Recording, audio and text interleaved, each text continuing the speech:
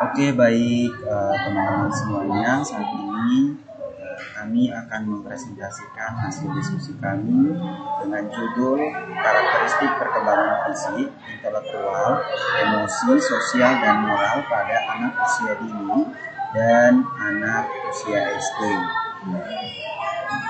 Untuk itu, teman-teman diharapkan untuk menyimak dan kita akan langsung masuk pada materi kita yang pertama.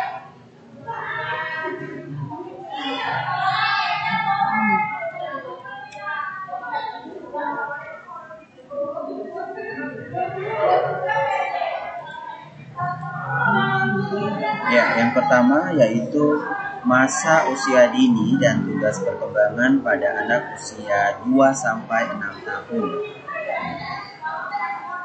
Nah, pada masa usia dini dan tugas perkembangan anak usia 2-6 tahun, yang pertama yaitu perkembangan fisik yang akan kita bahas, mulai dari perkembangan fisik pada usia anak 2-5 tahun.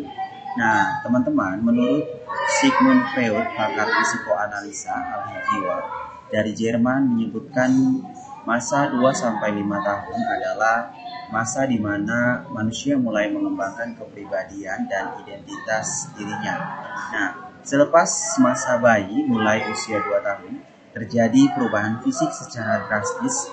Perubahan yang menonjol antara lain wajah anak memang tetap mungil, tetapi dagu agak lebih jelas dan leher tampak memanjang. Kedua, tubuh mereka cenderung kerucut dengan perut yang rata, tidak buncit seperti waktu bayi. Dan ketiga, bentuk dada lebih bidang dan rata, pada bahu mereka lebih luas dan persegi bentuk lengan, dan kaki lebih panjang dan lebih lurus. Tangan kaki lebih kurus, tangan dan kaki tumbuh lebih besar. Berikut, bentuk lengan dan kaki lebih panjang dan lebih lurus. Tangan kaki lebih lurus, tangan dan kaki tumbuh lebih besar. Berikutnya lagi, jaringan otot menjadi lebih besar, lebih kuat dan lebih berat meskipun agak terlihat lebih kurus meskipun beratnya bertambah. Selanjutnya, pernafasan mereka lebih lambat dan dalam karena paru-paru mereka itu berkembang sepenuhnya. Detak jantung mereka pun lebih pelan dan teratur dibandingkan pada saat mereka masih bayi. Nah, khususnya pada anak laki-laki, tekanan darahnya meningkat.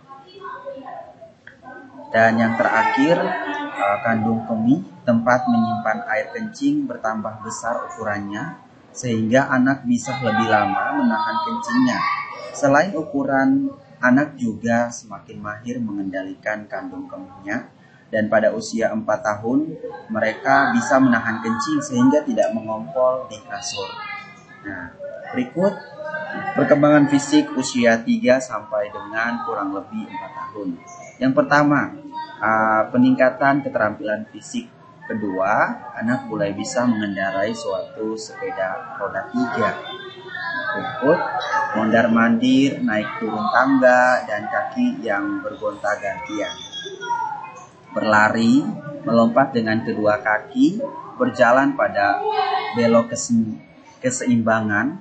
Berikut, memanjat pada peralatan bermain, dapat melepaskan pakaian dan juga berpakaian sendiri, menangkap bola dengan menggunakan lengan. Nah, selanjutnya ada perkembangan fisik anak di usia 6 tahun. Nah, yang pertama, rata-rata tinggi badan anak usia 6 tahun adalah 112,5 cm dan rata-rata berat badan anak usia 6 tahun mencapai 21 kg. Berikut, gigi permanen mulai tumbuh dan anak secara bertahap kehilangan gigi desi 2. Ya. Nah, selanjutnya juga banyaknya anak yang tidak menyukai sayuran. Biasanya hanya satu jenis makanan yang disukai orang tua memiliki peranan penting dalam mempengaruhi pilihan anak terhadap makanan. Selanjutnya, anak memiliki kendala penuh terhadap kandung kemih dan defaksi anurisis nokturnal atau mengompol terjadi pada 15% anak berusia 6 tahun. Selanjutnya ada perkembangan intelektual. Perkembangan intelektual itu merupakan suatu kumpulan kemampuan seseorang untuk memperoleh ilmu pengetahuan dan mengamalkannya dalam hubungannya dengan lingkungan dan masalah-masalah yang timbul. Itu menurut Gunarsa tahun 1991 pada bukunya yang halaman 6. Yang pertama, perkembangan otak dan sistem syaraf pada anak usia dini juga terus berlangsung dramatis. Otak dan sistem saraf anak-anak berkembang lebih baik, disertai dengan perkembangan perilaku dan kognitif yang lebih kompleks. Otak manusia terdiri dari dua bagian, yaitu belahan otak kanan dan otak kiri yang bersifat lateral. Secara khusus, bahasa, menulis, logika, dan keterampilan matematika tampaknya terletak di belahan otak kiri. Berikut ini merupakan perkembangan otak tahun ketiga dan keempat. Yang pertama ada tahun ketiga, pada umur 3 tahun ya maksudnya. Pada umur 3 tahun itu anak sudah mulai lincah dan berlari ke sana kemari. Pada umur 3 tahun kecerdasan motorik kasarnya meningkat. Perkembangan otak pada umur ini ditekankan pada lindi kiri bagian dalam. Dalam pergaulan sosialnya ia seperti ingin memiliki semuanya. Keangkuhannya begitu tinggi dan kepemilikannya tidak boleh diganggu, serta milik anak-anak tetangga pun kalau perlu direbutnya. Nah, itu dalam artian anak mau ingin punya sesuatu itu punya milik sendiri dan tidak mau dimiliki oleh orang lain, atau rasa simpati atau rasa yang dimiliki anak itu lebih tinggi kemauannya ya. Nah, atau paling tidak ia merengek-rengek meminta dibelikan mainan seperti itu. Nah, pola makanannya juga mulai lahap karena percepatan pembesaran fisik paling drastis terjadi pada umur 3 tahun. Berikut tahap keempat, tahun keempat maksudnya pada umur 4 tahun. Pada umur 4 tahun ini perkembangan anak masih berada di sekitar lindi kirinya, namun sekarang berpindah ke bagian luarnya. Nah, kecerdasan motorik halusnya mulai berkembang pada umur ini. Daya ingatnya semakin lengkap pada umur ini, dan rangsangan seperti cerita pengantar tidur, mendengarkan lagu anak-anak, pengenalan huruf dan angka, keterampilan menjahit, keterampilan melipat, bermain puzzle, dan belajar mewarnai sangat diperlukan untuk anak umur 4 tahun. Ya baik, selanjutnya kita akan masuk perkembangan emosi. Kelahiran 0 sampai 3 tahun tidak dapat memaklumi beriritasi, mudah menangis atau berteriak, sering tidak mampu mengendalikan omongan atau gerakan hati, mulai untuk menyatakan kasih sayang, membutuhkan suatu rutinitas dan rasa aman, mulai untuk merasakan emosi dari anak yang lain.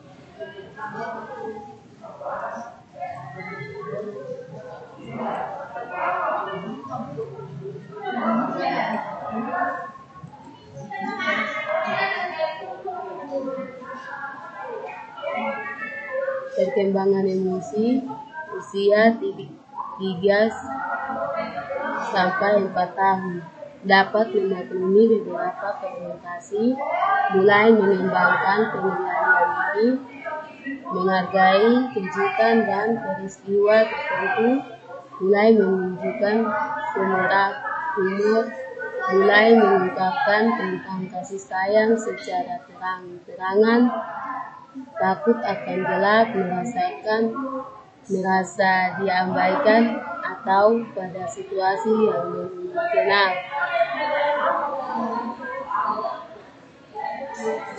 Perkembangan emosi usia 5 sampai 6 tahun dapat menyatakan perasaan, dapat mengendalikan agresi dengan lebih baik, menyatakan selera humor di dalam lelucon, kata-kata omong kosong, belajar mengenai hal-hal yang benar dan hal-hal yang salah, mulai dapat menyatakan perkembangan sosial dan moral kelahiran 0 sampai 3 tahun. 1. Berkreasi terhadap orang lain. 2. Menikmati pada saat bergaul dengan anak-anak lain. 3. Dapat memelihara keterampilan dengan anak yang lain di suatu metode yang sangat penting. 4. Mampu membantu tanpa perlu dibujuk. 5. Menunjukkan kemampuan yang sangat kecil untuk menunda kekuasaan. 6. Dapat meniru tindakan dari orang lain. 7. Mulai untuk melibatkan diri pada permainan yang paralel.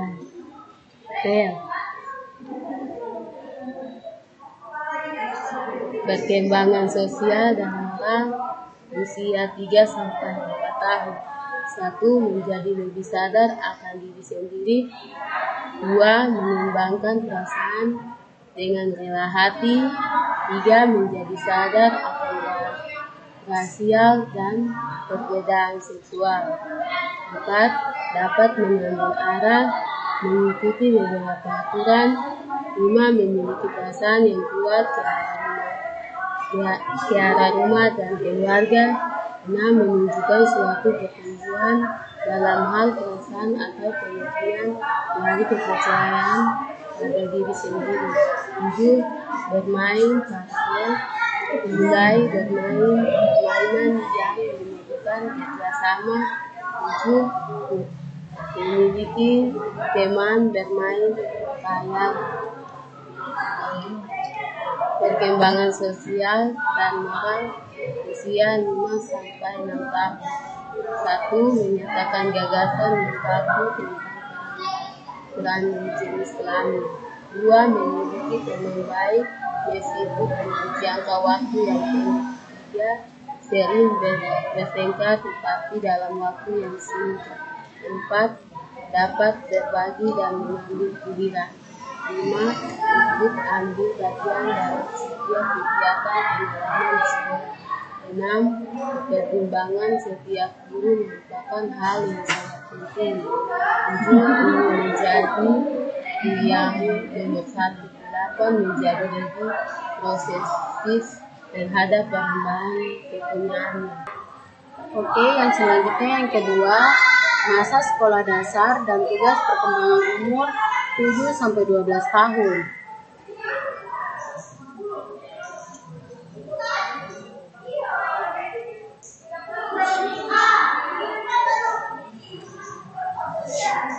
Yang pertama, perkembangan fisik. 1. Pertumbuhan fisik ditandai dengan lebih tinggi, berat, dan kuat. Dalam hal ini, peran fisik penting. Yang kedua, perubahan pada sistem tulang, otot, dan keterampilan gerak, berlari, memanjat, melompat, berenang, naik sepeda, main sepatu roda. Yang ketiga, kegiatan fisik sangat perlu untuk melatih koordinasi dan kestabilan tubuh, dan energi yang tertumpuk perlu penyaluran. Pertumbuhan fisik cenderung lebih stabil atau tenang. Yang keempat, anak menjadi lebih tinggi, lebih berat, lebih kuat, serta belajar berbagai keterampilan.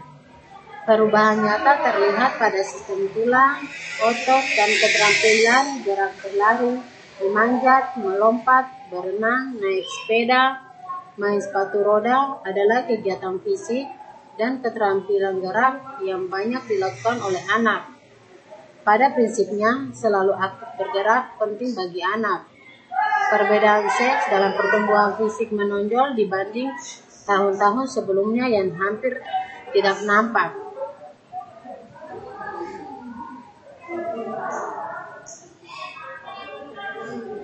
Perkembangan intelektual. Yang pertama, Jean Piaget tahun 1896 sampai 1980, seorang ahli psikologi Berkembangsawan Swiss melakukan studi mengenai perkembangan kognitif anak secara intensif dengan pengamatan 6 yang cermat selama bertahun-tahun. Piaget mengembangkan teori bagaimana kemampuan anak untuk berpikir melalui satu rangkaian tahapan. Yang kedua, mulai timbul pengertian tentang jumlah, panjang, luas, dan besar. Anak dapat berpikir dari banyak arah atau dimensi pada satu objek. Mengalami kemajuan dalam perkembangan menanamkan tahapan ini sebagai tahapan operasional konkret. Ketiga, pada masa ini umumnya egosentrisme mulai berkurang. Anak mulai memperhatikan dan menerima pandangan orang lain. Berkurang rasa egonya dan mulai bersikap sosial. Materi pembicaraan mulai lebih ditunjukkan kepada lingkungan sosial, tidak pada dirinya saja. Terjadi peningkatan dalam hal pemeliharaan, misalnya mulai mau memelihara alat permainannya, mengelompokkan benda-benda yang sama ke dalam 2 atau lebih kelompok yang berbeda. Anak mampu mengklasifikasikan objek menurut beberapa tanda dan mampu menyusunnya dalam suatu seri berdasarkan satu dimensi, seperti misalnya tinggi dan berat.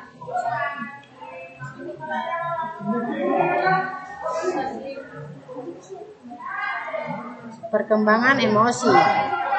Adapun ciri-ciri emosi pada anak adalah sebagai berikut. Yang pertama, emosi anak berlangsung relatif lebih singkat, hanya beberapa menit dan sifatnya tiba-tiba.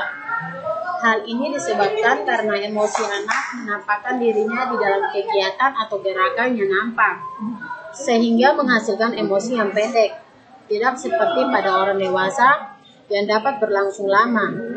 Emosi yang khusus pada anak-anak adalah kesedihan, kemurungan, ketakutan, ketegangan, kebahagiaan, humor, dan sebagainya. Yang kedua, emosi anak kuat atau hebat. Hal ini terlihat bila anak takut, marah, atau sedang bersembunyi gurau. Mereka akan tampak marah sekali, takut sekali, tertawa terbahak-bahak meskipun kemudian cepat hilang. Pada orang dewasa, meskipun ia takut, ketakutan itu tidak begitu nampak kuat. Begitu juga bila marah atau bersendagi gurau. Marah dan tertawanya dikendalikan. Yang ketiga, emosi anak mudah berubah. Sering kita jumpai seorang anak yang baru saja menangis berubah menjadi tertawa, dari marah berubah tersenyum. Sering terjadi perubahan, saling berganti-ganti emosi, dari emosi susah ke emosi senang, dan sebaliknya dalam waktu yang singkat. Yang keempat, emosi anak nampak berulang-ulang. Hal ini timbul karena anak dalam proses perkembangan ke arah kedewasaan. Ia harus mengadakan penyesuaian terhadap situasi di luar, dan hal ini dilakukan secara berulang-ulang. Anak sering menangis, sering marah, sering takut. Mungkin anak sehari menangis 7 kali, marah 5 kali, dan seterusnya.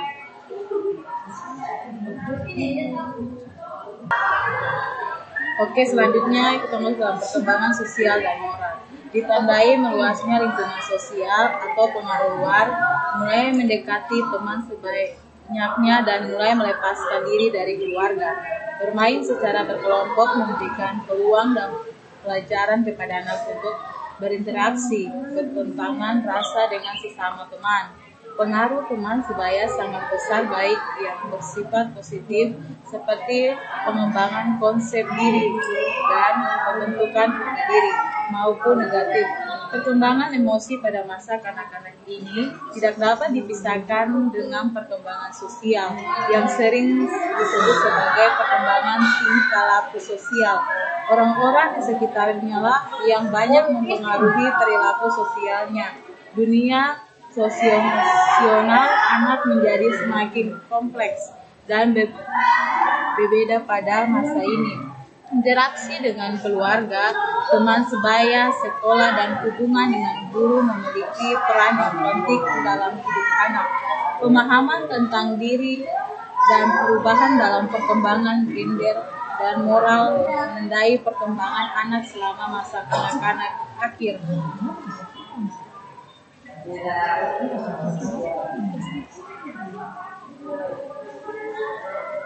Implikasi pada pendidikan. Menurut Marx dalam Inisiatif 2008, strategi guru dalam pembelajaran pada masa kanak-kanak akhir adalah 1. Menggunakan bahan-bahan yang konkret, misalnya barang atau benda konkret.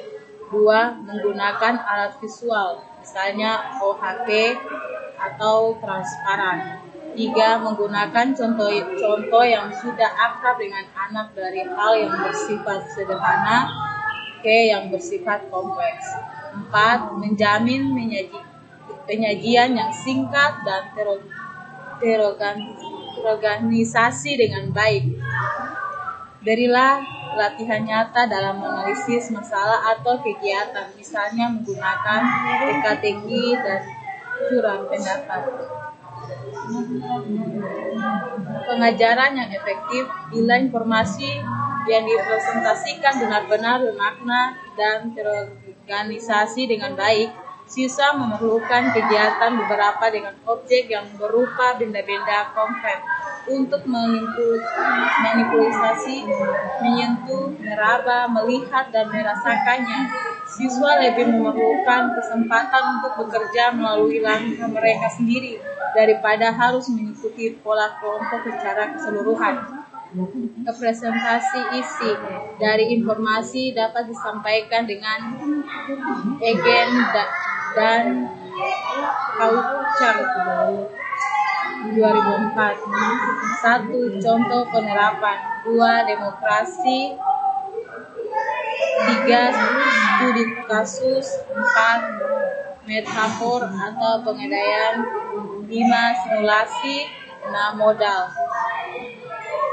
Mencoba menganalisasinya bagaimana siswa berpikir, beberapa konsep dan prinsip termasuk teori Piaget memiliki implikasi penting dalam mengembangkan berpikir siswa.